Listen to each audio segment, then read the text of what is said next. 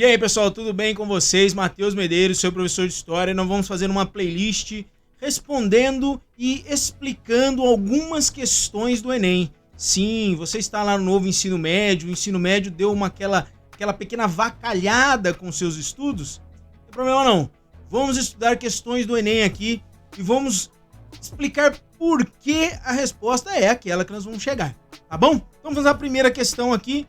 Uma questão do Enem de 2016, sim, no aniversário do primeiro decênio da Marcha sobre Roma, em outubro de 1932, Mussolini irá inaugurar sua Via dell'Imperio, a nova via sacra do fascismo, ornada com estátuas de César, Augusto, Trajano, servirá ao culto do antigo e à glória do Império Romano e de espaço comemorativo do ufanismo italiano. Às sombras do passado, recriado, ergue-se a nova Roma, que pode vangloriar-se e celebrar seus pensadores e homens fortes, seus grandes poetas e apólogos como Horácio e Virgílio, certo? Palma, palma, não priemos cantos. Se você não está acostumado com esse tipo de questão, nós vamos destrinchá-la agora. Muito complicado, professor, não é não? Você vai ver só. A retomada da antiguidade clássica pela perspectiva do patrimônio cultural foi realizada com o objetivo de... Perceba, a gente precisa entender que boa parte das questões de humanas do Enem trata de interpretação de texto. Você precisa entender o que está acontecendo aqui no texto. Porque dificilmente ou nunca a resposta vai fugir do que foi perguntado. Isso é óbvio. Então vamos continuando aqui. Baseado nisso, como surgiu o fascismo? Quando você escuta fascismo, você vai lembrar de Mussolini, vai lembrar ali depois do Hitler, vai lembrar de algumas coisas no Brasil também, né? Como que esse fenômeno político surge, né? O fascismo foi um regime totalitário que surgiu na Itália entre as décadas de 20 e 1940. Sua ideologia autoritária, racial, violenta e olha essa palavra, nacionalista. Exatamente. Percebam que a pergunta que acabamos de ler vai fazer uma retomada do que é antiguidade, do que é clássico da Itália, né? Que vem da origem do Império Romano.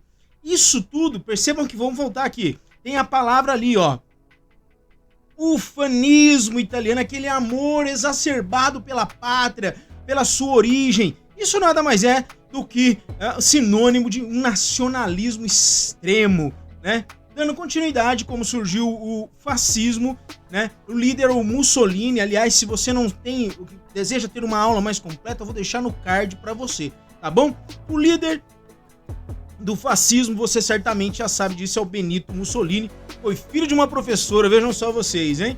E de um ferreiro, né?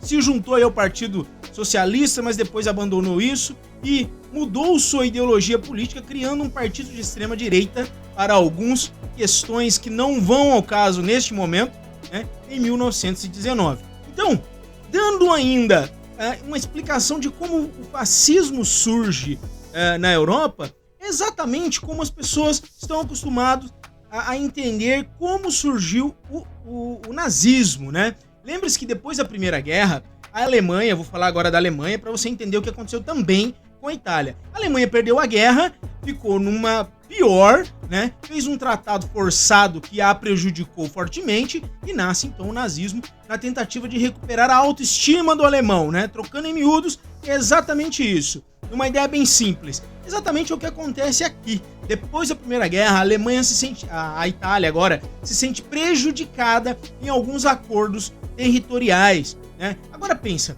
a Europa, gente, apesar da sua força até esse momento também, é muito pequena. E os países são meio que interdependentes. Agora pense em uma guerra que assola um continente. É óbvio que ninguém aqui vai passar impune. Se o seu melhor comprador estiver numa pior, você não tem para quem vender. E se você produz alguma coisa que precisa de uma matéria-prima de outro país, você não tem como comprar, produzir e vender. Ele também não tem para quem vender. Então, é um problema sistêmico, é um problema que vai atingir toda a Europa e vai deixar também a Itália numa pior aqui, né?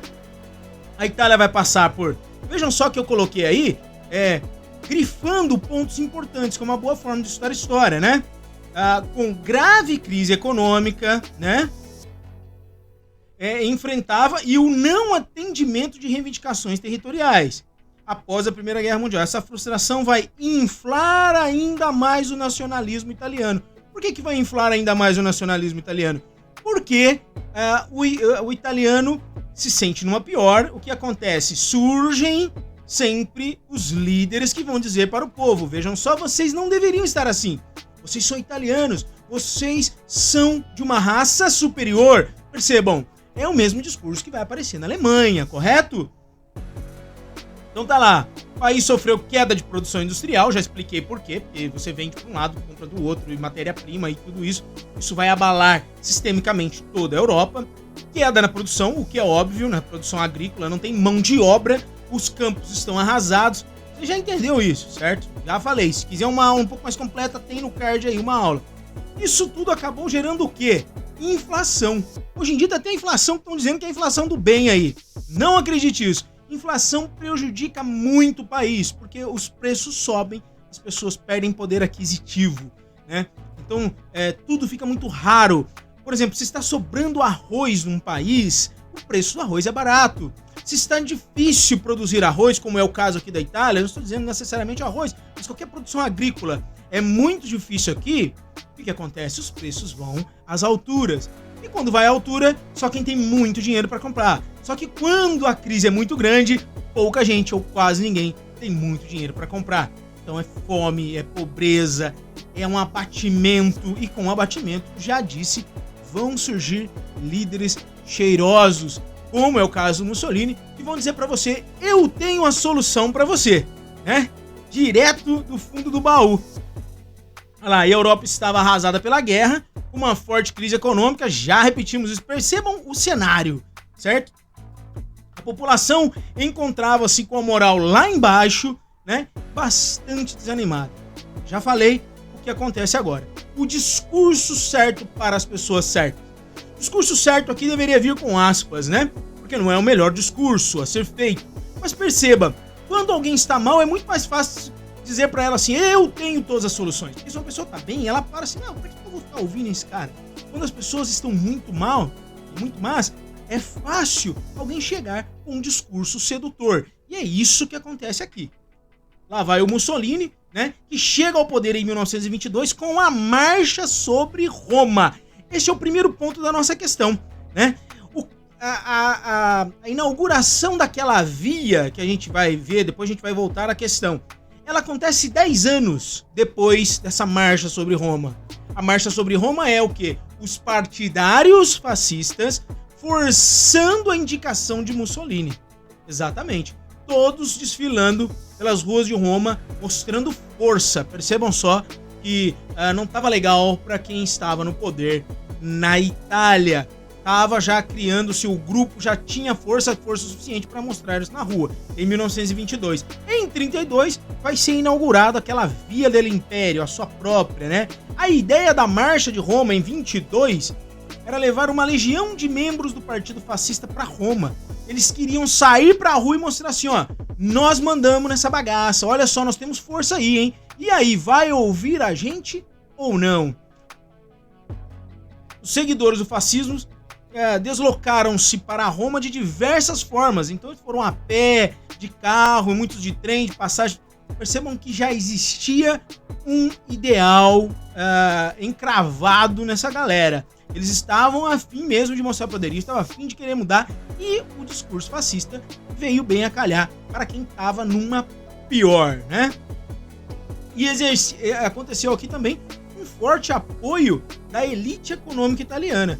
Por quê, professor? Você está querendo dizer que a elite é o capitalista malvadão? Não é isso. Lembra que eu falei para vocês que o problema da indústria era grande? Não tinha produção agrícola, não tinha produção industrial, não tinha nada. Você, o industrial, pensa assim: o camponês, que é um camarada que tá com a mão na frente e outra atrás, tá apoiando o Mussolini. Imagine você que tem uma fábrica, né? E precisa de mão de obra, precisa trabalhar e não consegue. Então, assim, não é só a elite, mas a elite também, né? Porque apoiavam ele não só a elite, mas todo tipo de classe trabalhadora, né? Vamos ver então um pouquinho sobre da onde vem a palavra fascismo. A palavra fatia deriva de fatio litorio, antigo símbolo da República e do Império Romano, representado por um feixe de varas amarradas em torno de um machado cujas extremidades são visíveis. Era um instrumento que indicava poder, né, no Império Romano, né? O fatio era levado pelo lictor, uma espécie de oficial de justiça e guarda-costas do magistrado, significando que uma ordem judicial iria ser executada. Percebam só, existe uma simbologia desde o início do fascismo. Mussolini tomou esse antigo símbolo de um passado glorioso. Atenção para esse ponto. Então Mussolini toma esse antigo símbolo, essa antiga ferramenta de força para mostrar alguma coisa. Veja só, o feixe representava a união dos italianos e o machado representava a força do seu, não diria um ditador, do seu governante. Então todos juntos seriam inabaláveis, juntos somos mais. Muito bonito isso, né? Mas no caso não foi tão bonito assim, não é? Então, todos os italianos em volta do seu líder, do Duce, no caso, o Mussolini. Aí as imagens de como o que era um fatio. Vejam só aí. 10 anos depois, aí tá a Via dell'Imperio sendo inaugurada. A própria Via dell'Imperio do Mussolini, né? Porque já existia no Império Romano. Aqui tá a Via dell'Imperio inaugurada pelo Mussolini para representar poderio e força, para justificar, né? Originalmente a rua era chamada de Via del Monte porque levava até os castelos romanos. Ela foi nomeada de Via dell'Imperio por Benito Mussolini em 1932, que é exatamente o ponto crucial da nossa questão, né? 10 anos depois, a ideia aqui do Mussolini pretendia criar uma analogia entre a grandeza da Roma antiga e a aura de progresso do fascismo. Ele está querendo dizer o seguinte, assim, ó, o que está acontecendo aqui no fascismo é que nós estamos restaurando, fazendo ressurgir a força do Império Romano. Vem comigo, é isso que ele tá falando, vem comigo. Nós não vamos ficar nessa miséria não, vai ser lindo o que vai acontecer aqui. Eu vou inaugurar aqui e nós teremos um novo império. Ninguém vai pisar mais na nossa cabeça. É isso que ele está fazendo. E 10 anos depois ele inaugura essa via. Todo o poder ditatorial, ele é representado, todo poder é assim, né? Ele tem os seus símbolos, né? Ele se amarra em símbolos para dizer alguma coisa. E tá, no caso do fascismo, esse foi mais um símbolo, uma simbologia para transmitir uma ideia, certo? Então vamos voltar à questão, né? No aniversário do primeiro decênio da marcha sobre Roma, já vimos isso depois de 10 anos, né? Eles marcharam ali em 1922, em 32, inauguram essa via aí, né? A nova via sacra do fascismo. Vocês já entenderam tudo isso? Ele está retomando a ideia principal. Agora vamos à pergunta. A retomada da antiguidade clássica pela perspectiva do patrimônio cultural foi realizada com que objetivo? Qual era o objetivo do Mussolini ao fazer essa inauguração dessa via? Vamos lá. Afirmar o ideário cristão para reconquistar a grandeza perdida? Percebam, o Império Romano se transforma em cristão muito tempo depois. Não tem relação com isso, certo? Até porque ali, percebam, não faz menção na pergunta nada sobre o cristianismo. Fala de César, Augusto, Trajano, nomes fortes do Império Romano, não tem menção religiosa aqui. Utilizar vestígios restaurados para justificar o regime político. Dificultar os saberes ancestrais para moralizar os costumes sociais. Eles não estão dificultando os saberes ancestrais, porque ele está, de fato, fazendo menção dele. Ele não está impedindo ninguém de descobrir o que é a antiga Roma. Ele está falando assim, ó, olha, tá vendo a antiga Roma? Olha só, nós somos a nova, né? Refazer o urbanismo clássico para favorecer a participação política. Favorecer a participação política como? Não faz sentido, né? Recompor a organização republicana para fortalecer a administração estatal. Ditadores não são tão republicanos assim como eles tentam dizer que são. Então, ele não está fortalecendo a instituição republicana, ele está tentando fazer menção ao império, não tem relação com república aqui, ok? Então vamos voltar a B, que está muito agradável para nós. Utilizar vestígios restaurados, ele restaurou a via, lembra da via? Era a via do império, ele fez de novo agora para o fascismo, porque o fascismo tem esse desejo de mostrar-se como o novo império que vai salvar todos os italianos, restaurados para justificar o regime político. Gente, ele é um ditador, ele quer tomar o poder, ele precisa de uma justificativa. Apesar de depois ele não querer dar justificativa para ninguém, no começo ele fala, não, veja só, eu estou fazendo isso por isso. É porque eu quero um novo império para nós. Vai tudo ficar maravilhoso. Mas eu preciso... Vocês estão entendendo qual é a mensagem que ele quer passar? Então, não há outra senão utilizar vestígios restaurados para justificar o regime político. Perceberam? Entenderam um pouco do espírito do fascismo e aquilo que o Mussolini tentava fazer em relação ao Império Romano? Espero que sim. Vamos fazer uma playlist com mais correções para você. Se gostou, compartilha com o colega que vai fazer um Enem aí, tá sofrendo às vezes com o novo ensino médio, com itinerários formativos da vida, e vamos estudar um pouquinho para essa prova do novo do ensino médio, certo? Se gostou, já sabe, se inscreve aí. Até a próxima. Fiquem com Deus.